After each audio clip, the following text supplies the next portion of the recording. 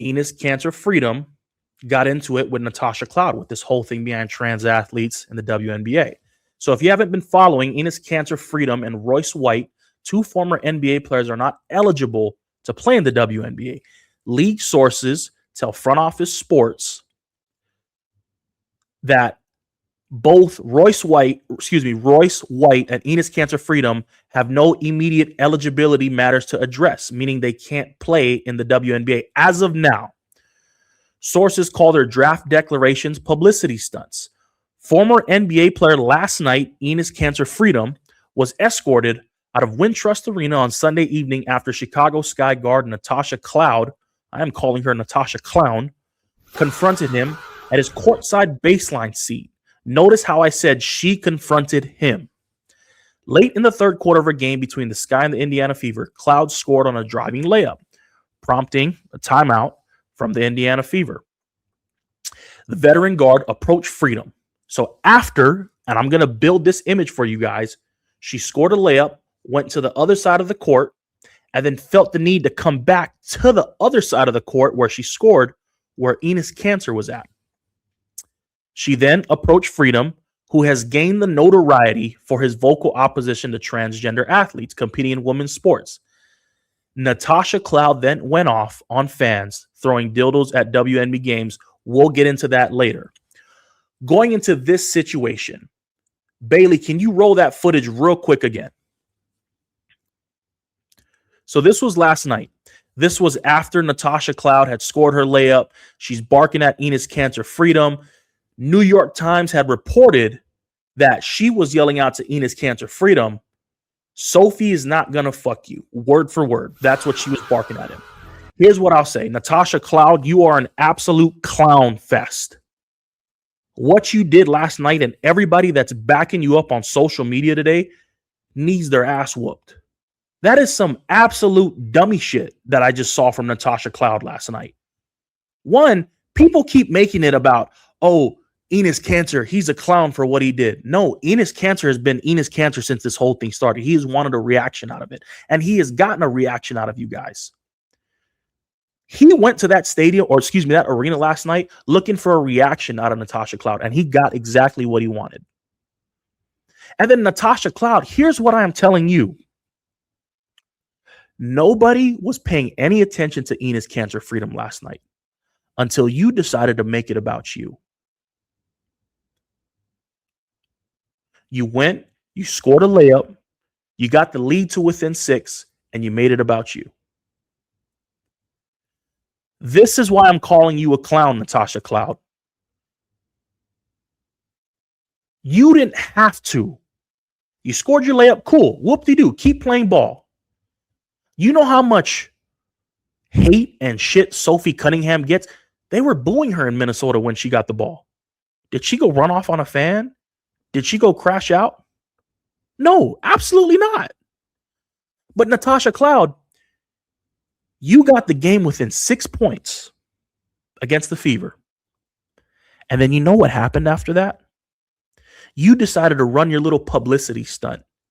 Everybody saw LeBron James. He writes "man in the arena" on his shoes, right? You wanted to be the woman in the arena last night. And you thought, let me think about myself. And this is how I know it was so performative last night when I look at you, Natasha Cloud. You went out of your way to walk back to Enes Kanter Freedom. You barked at him. You enticed him. You gave him what he wanted. He got under your skin. Mission complete. You lost the battle, Natasha Cloud.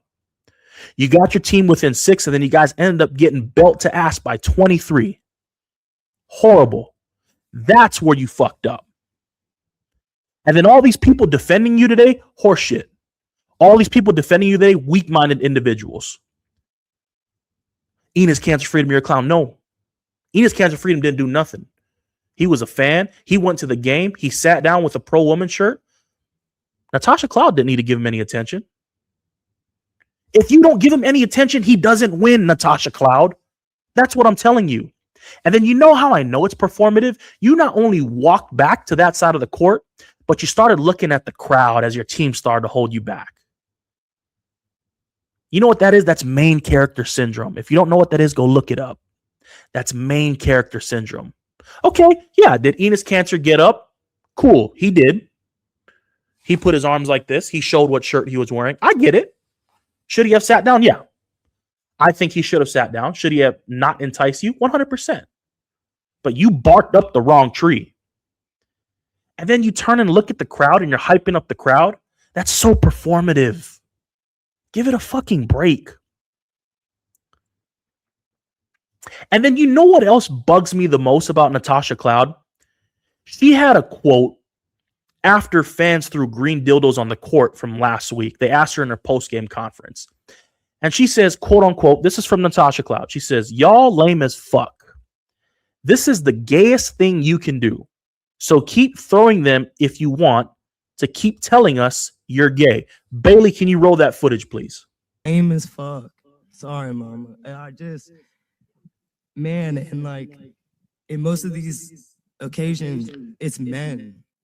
And I want you to know that is the gayest thing that you can do is to go to a store, a sex shop, buy a dildo, come to a women's game to throw the dildo on the court. That is the gayest shit that I've ever heard. So I'm a firm believer in anyone that has so much problem with a certain marginalized group, just come out and say that you're a part of our marginalized group, because that hate is unwarranted. It's not factual. And it says more about the internal struggles of that individual than it ever will say about the collective group. The men that are throwing it, it also shows that you are weak, like extremely weak. And it says a lot about how you feel about women, but we don't care. It's a disruption of the game. Y'all lame as shit to us. Y'all gay to us, and we see it. So get this shit off my screen. Natasha Cloud, you want to be treated the same equal rights as the players in the NBA? You know what's funny about that? Natasha Cloud, you said, quote unquote, this is the gayest thing you can do. You want to get treated like a man? You want to get the same rights as NBA players? Do you know what the NBA fined LaMelo Ball for homophobic slurs? They fined him $100K for a homophobic slur in a post-game presser. Natasha Cloud, you want to get treated like a man? How about we fine you $100K? And what LaMelo Ball said was not as bad as what you said. You literally said that is the gayest thing you can do, quote unquote. So you want some man's rights? We'll treat you like a man. WNBA, throw her the fine. Suspend her for some games. Can we have some equal rights? That's what y'all claim for, right? It's performative. It's performative. Just like the Carrington situation with Sophie Cunningham, like all this shit's performative, man. The WNBA, you guys are quickly becoming a joke of a league. And what's crazy about last night is Caitlin Clark had a monster game. But all that gets erased because one girl or man, whatever she decides to claim herself as, wanted to make it about herself last night. That's so fucking selfish. Natasha Clown, that is horrible.